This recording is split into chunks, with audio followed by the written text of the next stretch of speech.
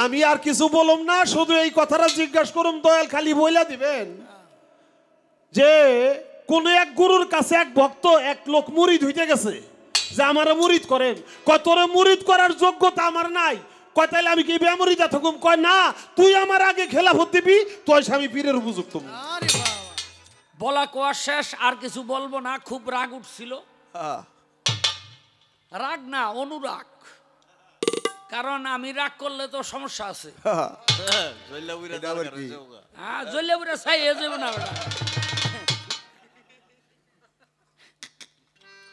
কত মানুষ যে বায়াত অনের লেগে আহে। এই একদিন বউরে কইলাম যে দেখছ কত মানুষ বায়াত হওয়ার লেগে আহে, কিন্তু তুই তো একদিন বায়াত হইতে আলি না। কয় হেরা তো চিনে নাই লাগে। হ্যাঁ আমি তোমার চিনি।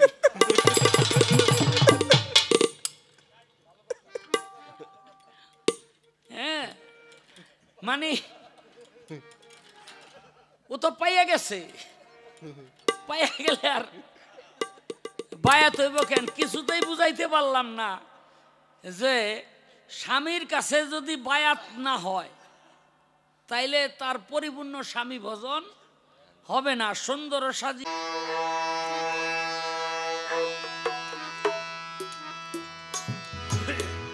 ধন্যবাদ। যা প্রশ্ন ছিল গুরু আমার যা বলছে আলহামদুলিল্লাহ।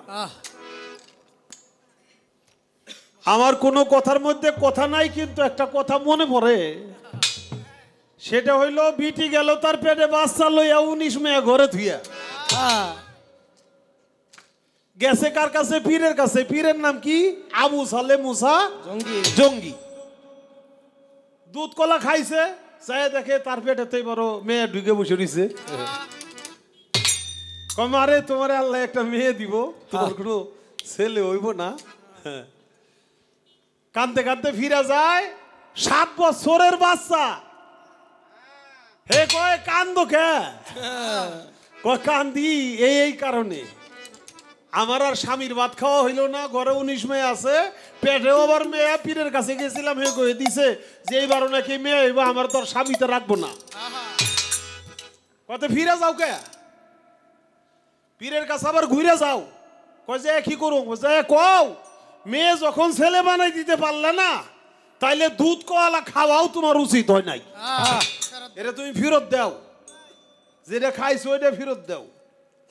এইটা যখন যে কইছে, কয় তোমার এই কথা, এই তুমি গেলাগা হঠাৎ করে এই কথা তোমার শিখাইলো কেরে?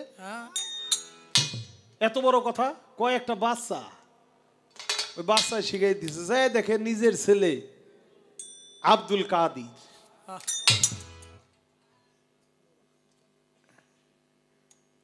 রাগ করে যখন একটা থাপ্পড় মারছে, কয় পেটের দা ছেলে হয়ে গেছে। বাড়িতে যে 19 মেয়ে ওটাও ছেলে হয়ে গেছে ব্যক্তি। আর এক থাপ্পড় দিলে আমার মায়ের শুদ্ধ ছেলে বানাবো। বাগদাদের শহরে কোনো মেয়ের গোষ্ঠী রাখুন না। দয়াল আপনি তো দয়াল, আপনি কে? সালে মুসা জঙ্গি, আর 7 বছরের শিশু হইল শিষ্য। হে তো তখন বড় পীর মুরিদি হয় নাই। বড় পীর আব্দুল কাদের জিলানী তো তখন মুরিদি হয় নাই। তার যৌবন প্রাপ্ত হওয়ার পরে 23 বছর বয়সে সে হইল মুরিদ দিছে। 7 বছর বয়সে মেয়েরে ছেলে বানাই দিছে। এই বাহাদুরিটাও আপনার।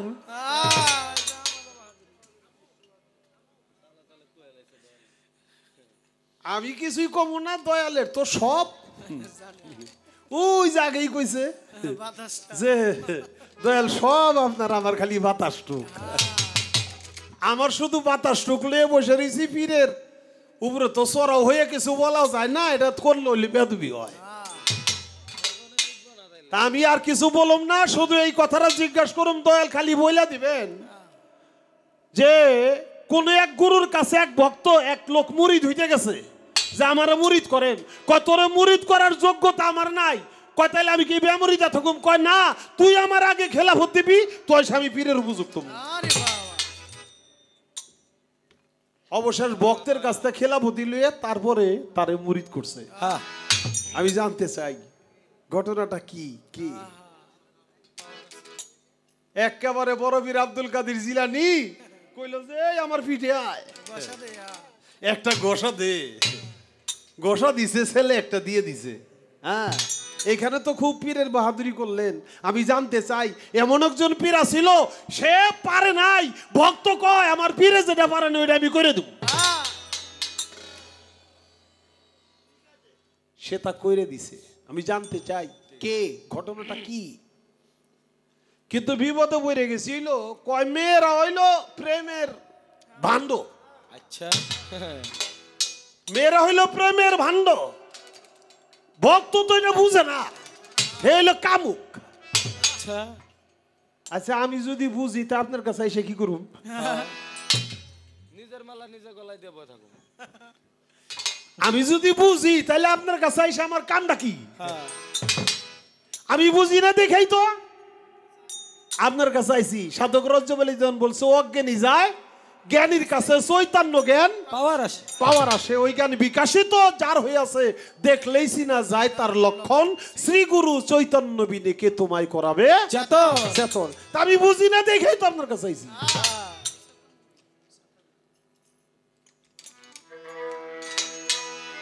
মেয়ে লোক প্রেমের ভাণ্ড। হ্যাঁ, করিমানা কাম সারে না মদনে, করিমানা কাম সারে না মদনে, প্রেম রসিকা হব কেমনে গুরু, প্রেম রসিকা হব কেমনে।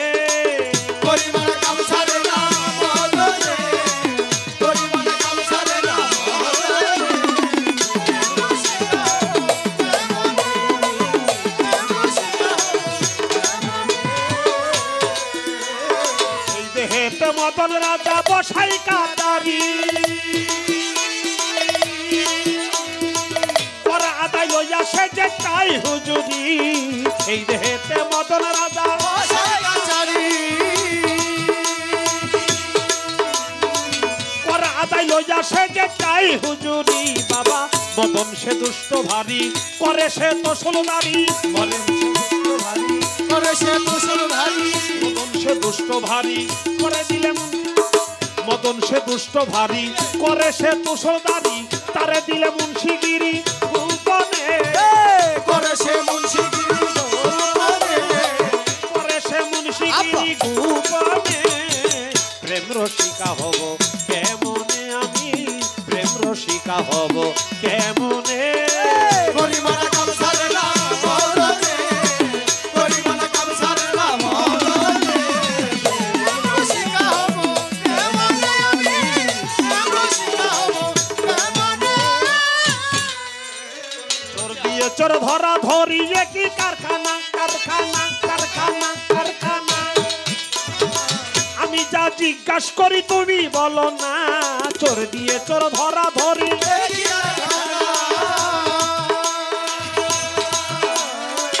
আমি যা জিজ্ঞাসা করি তুমি বলো না, চোরেরা চুরি করে সাধুরা পালায় ডরে, চোরেরা চুরি করে সাধুরা পালায় ডরে, চোরেরা চুরি করে সাধুরা পালায় ডরে। নিয়ে যায় শূন্য ভরে কোনখানে, নিয়ে যায় শূন্য ধরে কোনখানে, নিয়ে যায় শূন্য ভরে কোনখানে। প্রেম রসিকা হব কেমনে আমি, প্রেম রসিকা হব কেমনে। করিমানা কাম সারে না মদনে, করিমানা কাম সারে না মদনে, প্রেম রসিকা হব কেমনে আমি, প্রেম রসিকা হব কেমনে। বাবা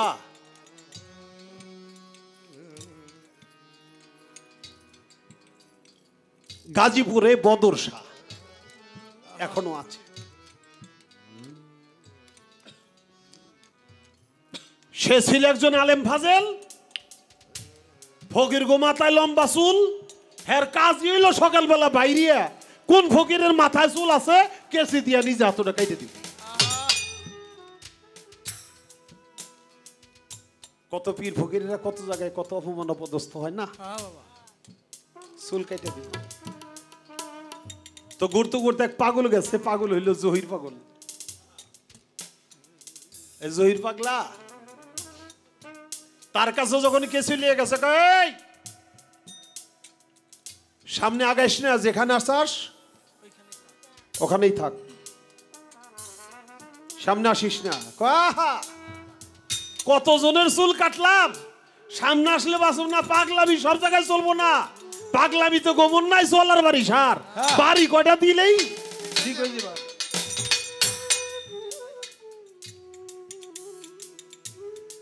কাছে যাই বদর, নাম হইল বদর আলী, যে থাপা দেয় চুলের মোটা ধরছে আর ডাইন হাতে কেসি লইছে কাটবো, সাথে সাথে দুইটা হাত অবশ হয়ে গেছে, পা অবশ হয়ে গেছে, সেখানেই ঠাস হয়ে পড়ে গেছে।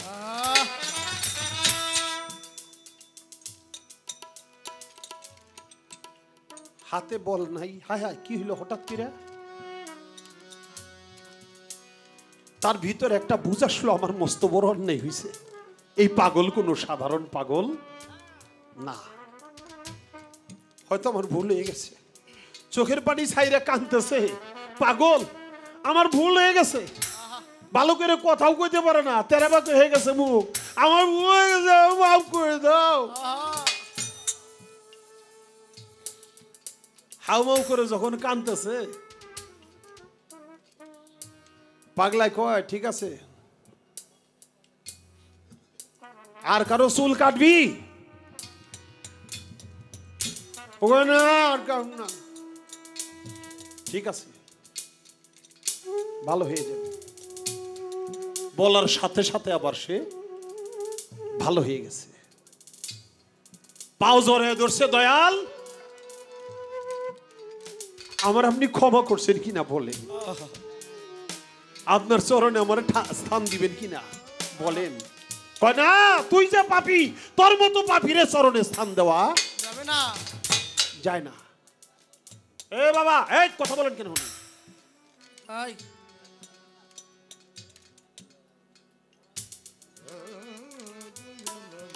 আমি মাপ পাবো কি করলে,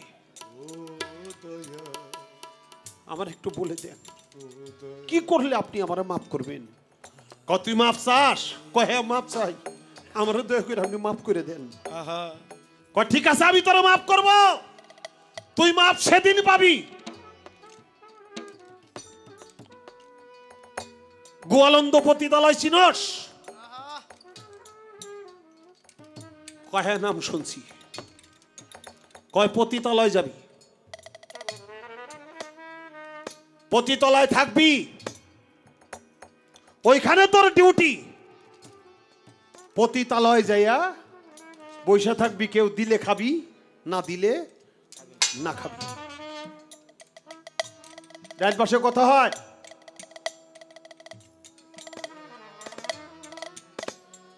কেউ দিলে খাবি, কেউ না দিলে না খাবি। তোর ডিউটি শুধু গুরুর নাম জপা, আর কোনো কাজ নাই। যেদিন ওই পতিতা পল্লী থেকে কোনো এক পতিতা এসে তোর গালের মধ্যে একটা চটকনা মারবে, তখন তুই মনে করবি যে তোর সমস্ত পাপ তাপ গুলি ক্ষমা হয়ে গেছে।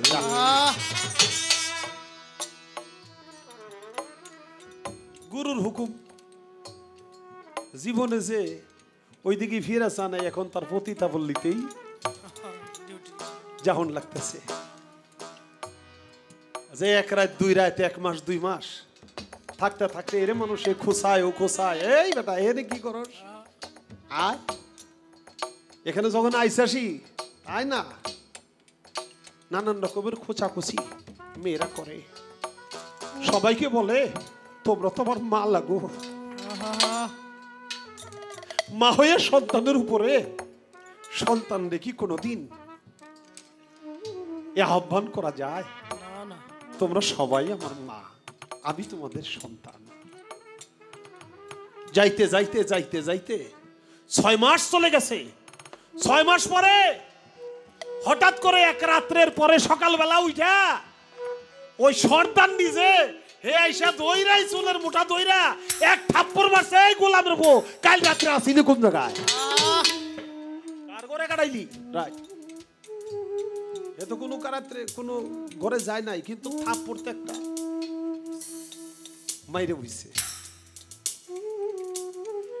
মায়ের কদমে ভক্তি দিয়ে পড়ছে, মারে আমার বাজান বলছিল যেদিন এখান থেকে কেউ একটা থাপ্পড় মারবে গালে সেদিন আমি মুক্তি পাবো। আজকে তোর মাধ্যমে আমার গুরু আমাকে মুক্তি করলো। মা আমার ভক্তি কবুল কর। চলে গেছে। যে দয়াল বলে, দয়াল আমাকে যা বলছিলেন আমি ডিউটি করছি। জহির শাহ বলে তোর ডিউটি শেষ,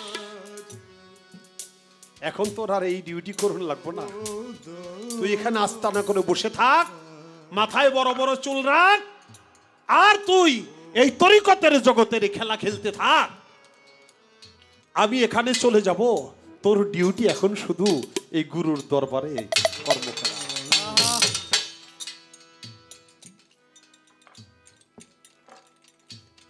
এখন পর্যন্ত সেই বদর আলী থেকে বদর শাহ এখন পর্যন্ত রয়ে গেছে।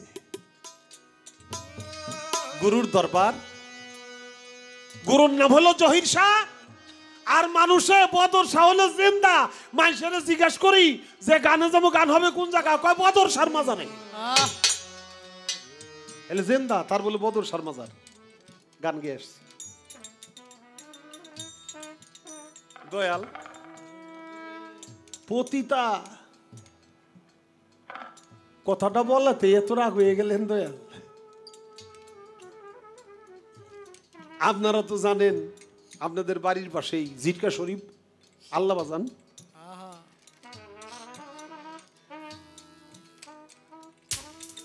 ঢাকা থেকে এক ভক্ত আসছে বাজানোর জন্য বড় একটা পাঙ্গাস মাছ নিম্ন গেছে ওপার দৌলদিয়া ঘাট। যাইতে যেতে বিকাল হয়ে গেছে, বড় মাছ আর পায় না। আরে এই মাছ নিয়ে তো বীরের সামনে ধরা যাবে না, বড় একটা মাছ নিয়ে মন চাইছে। টাকাওয়ালা লোক, মা আপনি কিন্তু কথা কইতেছেন, একা মানুষ তাও কথা কন না, দেখেন আমি কিন্তু আপনার কথাটা এই পর্যন্ত আসে।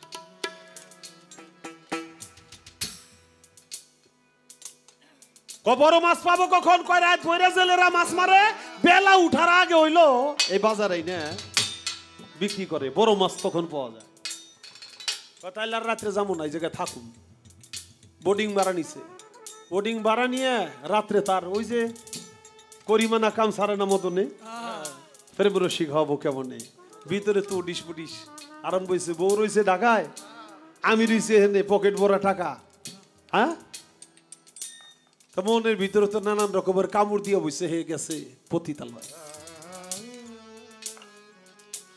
পতিতার একটা গল্লিতে মাত্র ঢুকছে, ঢুইকাই দেখে একজন পুলিশ, সে একটা বন্দুক রাইফেল কান্দে কইরে দাঁড়ায় রইছে গলির মাথায়। কিরে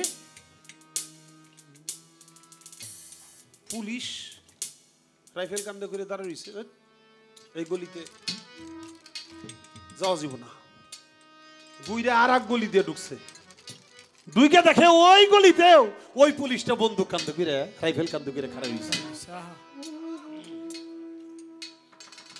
কয়েক গলি ঘুরছে, যে গলিতে যায় সেই গলিতেই পুলিশ।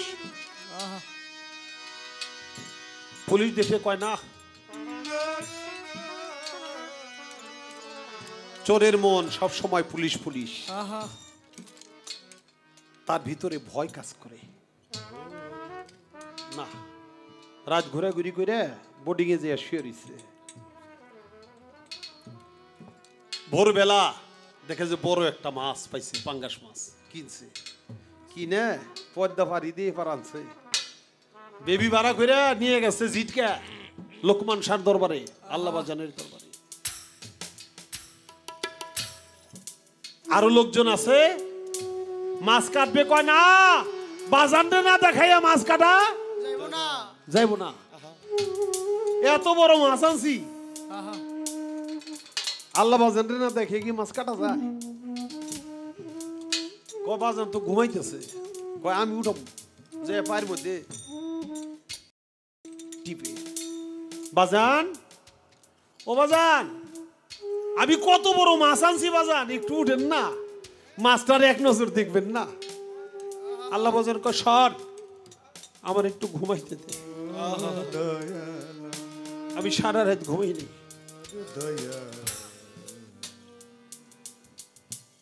কি সারা রাত ঘুমান নাই? কেন ঘুমান নাই? আল্লাহ বাজার কয় সারা রাত পুলিশের ডিউটি করতে করতেই চলে গেছে। পুলিশের ডিউটি করতে করতে সারাটা রাত চলে গেছে, আমি একটু ঘুমাইতে পারিনি, আমার ঘুমাইতে দে। ভক্ত বলে বাজান, আপনি কখনো পুলিশের চাকরি করছেন? পুলিশের ডিউটি করলেন কেমনে? বাবা কোন কোন সময় ভক্তের জন্য পুলিশ হইয়াও ডিউটি করতে হয়। তাহলে কি গত রাত্রে আপনি পুলিশ ছিলেন? কয় বাবা কি করব, তুই যখন আমার নাম লইয়া মাছ কিনতে যাইয়া পতিতালয় ঢুকোস তখন পুলিশ হইয়া তোকে উদ্ধার করি, তাছাড়া আর আমার উপায় কি ছিল? দয়াল, পতিতালয় অলি আল্লাহদের বিচরণ, খালি কামুকের বিচরণ। পতিতালয় যে অলি আল্লাহ হয়ে গেছে অনেক দৃষ্টান্ত আছে।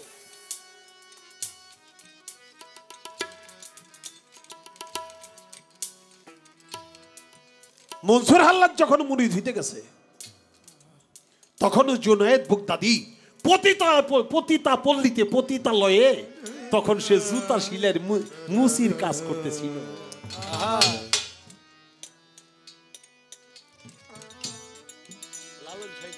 লালন সাইজি বিনয় করে সিরাজ সাইজির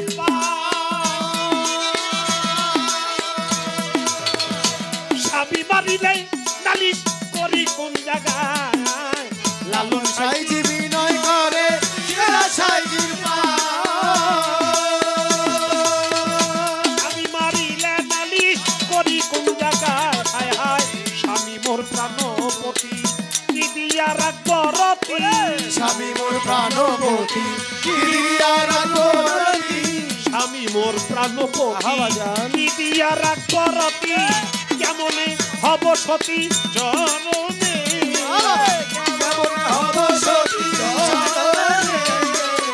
কেমনে হব সতী জননে? প্রেম রসিকা হব কেমনে আমি? প্রেম রসিকা হব কেমনে? করিমানা কামসারে না মদনে, করিমানা কামসারে না মদনে, রসিকা হব কেমনে আমি? রসিকা হব কেমনে? করিমানা কামসারে না মদনে, করিমানা কামসারে না মদনে, করিমানা কামসারে না মদনে। প্রেম রসিকা হব কেমনে আমি? প্রেম রসিকা হব কেমনে আমি? প্রেম রসিকা হব কেমনে?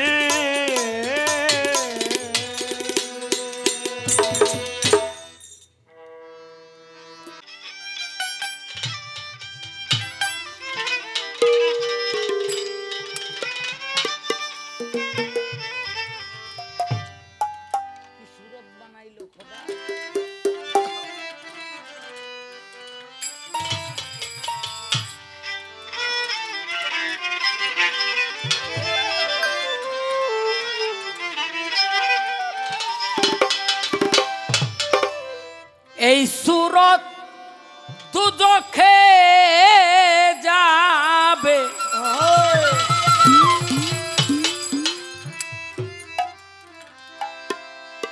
এই সুরত দুজখে যাবে, যে বলবে সে গুনাহগার। কি সুরত বানাইলো খোদা, রূপ মিশায়ে আপনা। কি সুরত বানাইলো খোদা।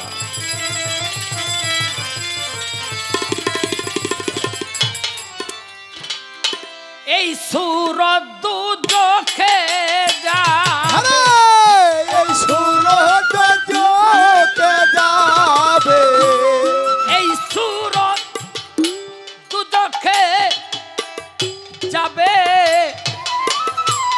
যে বলবে সে গুনাহ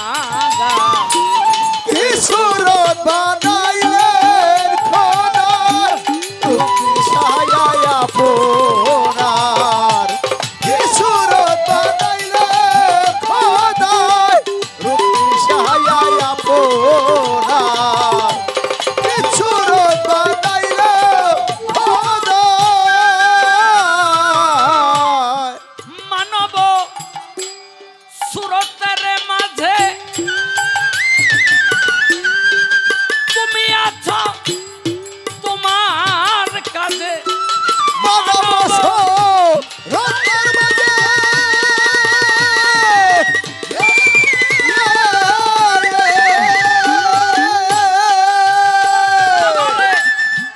তুমি আছো তোমার কাছে বানাইলে না বনলে নি বানাইলে না নিজে বানাইলে না বনলে নিজে লীলা বুঝা হলো ভাই কিছু বানাইলে রূপী সাহায্য পোরা কিছু বানাইলে রূপী সাহায্য পোরা কিছু বানাইলে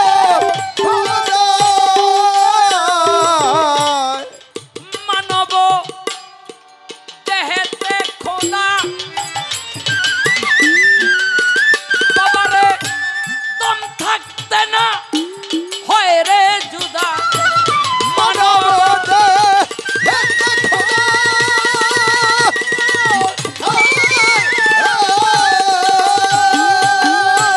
বাবারে দম থাকতে না হয় রে জুদা কে বা আদম কে বা খোদা কে বায়াদম কে বাখোদা কে বা আদম কে বা খোদা কে বা করে কার বিচার কিশোর বানাইলো খোদা রূপী সাহায্য পোরা কিশোর বানাইলো খোদা রূপী সাহায্য পোরা কিশোর বানাইলো খোদা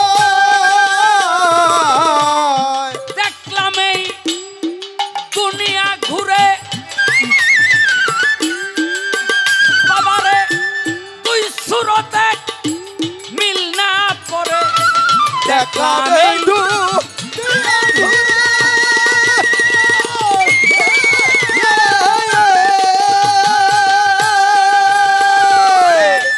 তুই সুরতে মিল না পড়ে লক্ষ কোটি আকার ধরে লক্ষ কোটি আকার ধরে লক্ষ কোটি আকার ধরে সাজিলেন সাই নিরাকার কিশোর বানাইলো খোদা রূপী সাহায্য পোরার কিশোর বানাইলো খোদা রূপী সাহায্য পোরার কিশোর বানাইলো খোদা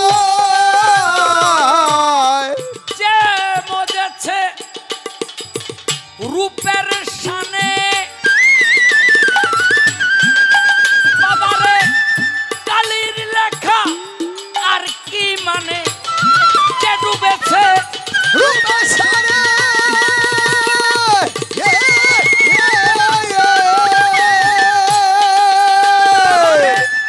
কালির লেখা আর কি মানে জালালউদ্দিন এই জীবনে জালালউদ্দিন এই জীবনে জালালউদ্দিন এই জীবনে সার ভেবেছে একাকার কিশোর বানাইলো খোদা সাহায্য পোরার কিশোর বানাইলো খোদা সাহায্য পোরার কিশোর বানাইলো খোদা এই সুরত দুজখে যাবে এই সুরত যোগে যাবে এই সুরত দুজখে যাবে যে বলবে সে গুনাহগার কিশোর বানাইলো খোদা সাহায্য পোরার কিশোর বানাইলো খোদা সাহায্য পোরার কিশোর বানাইলো খোদা রূপী সাহায্য পোরার কিশোর বানাইলো খোদা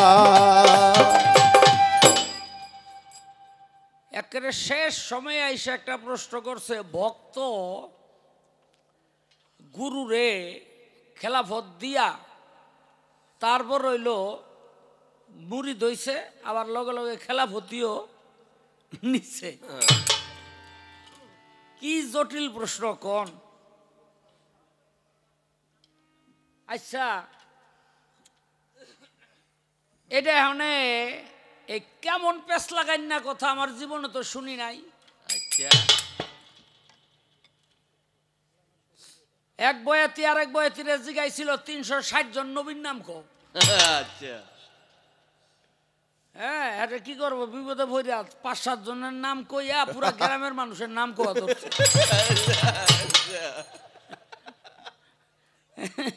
তো আমার আজকে ওই অবস্থাই হইব। চিন্তা করেন গুরুর কাছে গেছে, এক গুরুর কাছে গেছে, যে খেলাফত প্রাপ্ত না সে গুরু হয় কি কইরা? পেশগুলি দেখেন এখন হ্যাঁ কইতাছে তোমারে আমি মুরিদ করতে পারি যদি আমারে খেলাফত দাও। যে খেলাফত প্রাপ্ত হ্যাঁ রে আবার খেলাফত দিতে হইব কেন? আর যে খেলাফত দিতে পারে হ্যাঁ আবার বায়াত হইব কেন? বাবা রে বাবা এ আপনারে কে শিখাইছে?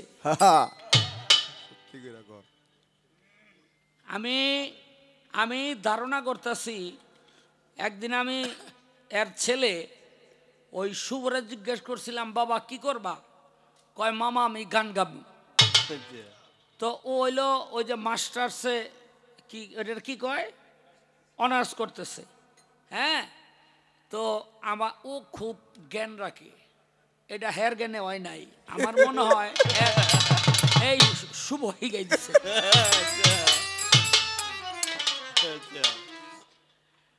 দেখেন এই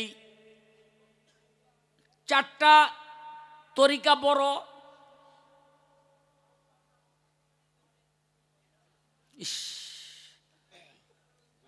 গানের প্যান্ডেলে আশেপাশে দোকান থাকলে এত সুবিধা হয়।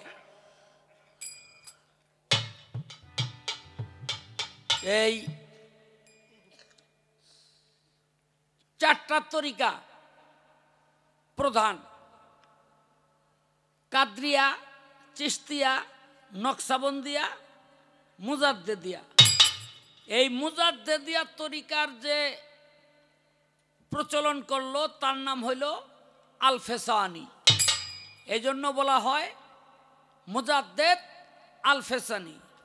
এই মুজাদ্দেদ আল ফেসানির একটা ছেলে নাম তার আবুল উলাই।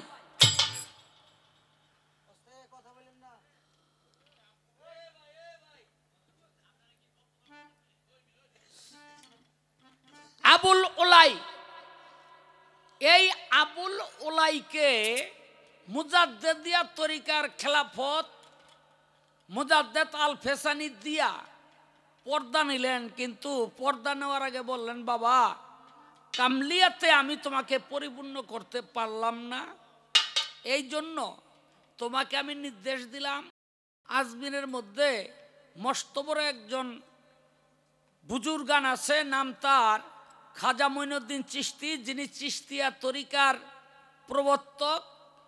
আমার নির্দেশ রইল তুমি তার কাছে গিয়া বায়াত হইয়া কামলিয়াতে পূর্ণ হইবা।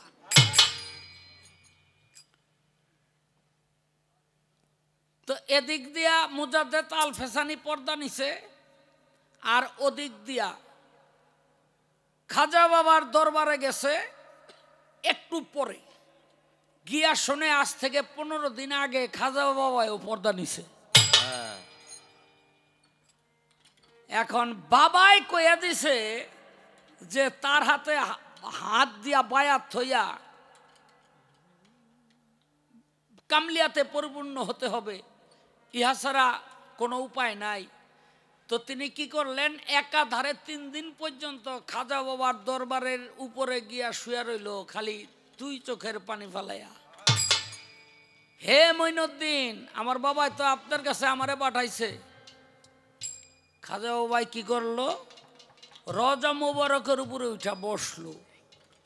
তখন বলছিল দেখো আমি যখন পর্দা নিলাম তখন থেকেই আমার যে খেলাফতের পাওয়ার সেটা আমার থেকে শেষ হয়ে গেছে।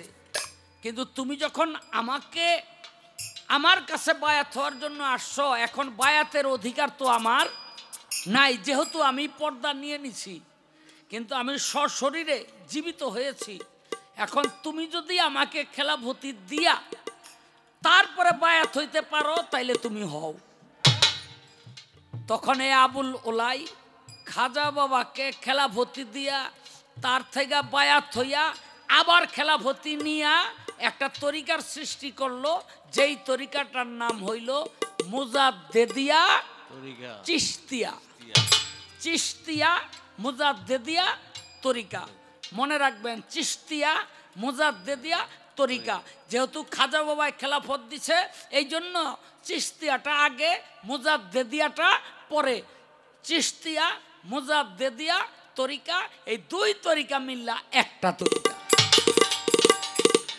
বাংলাদেশে ওই তরিকাটা আছে, এই নবাব, এটারে কি কয়, সদরঘাট নবাব বাড়ি, এখানে গেলে তাদের একটা পাবেন, খানকা শরীফ। তো যাক, বলা কোয়া শেষ, আর কিছু বলবো না। খুব রাগ উঠছিল, রাগ না অনুরাগ, কারণ আমি রাগ করলে তো সমস্যা আছে। হ্যাঁ, জল্লাপুরে ছাই হয়ে যাবে না ওটা।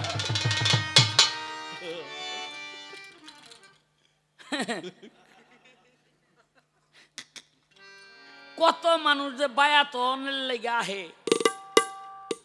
এই একদিন বউরে কইলাম যে দেখছ কত মানুষ বায়াত হওয়ার লেগে আহে, কিন্তু তুই তো একদিন বায়াত হইতে আলি না। কয় হেরা তো চিনে নাই লাগে। হ্যাঁ, আমি তোমার চিনি।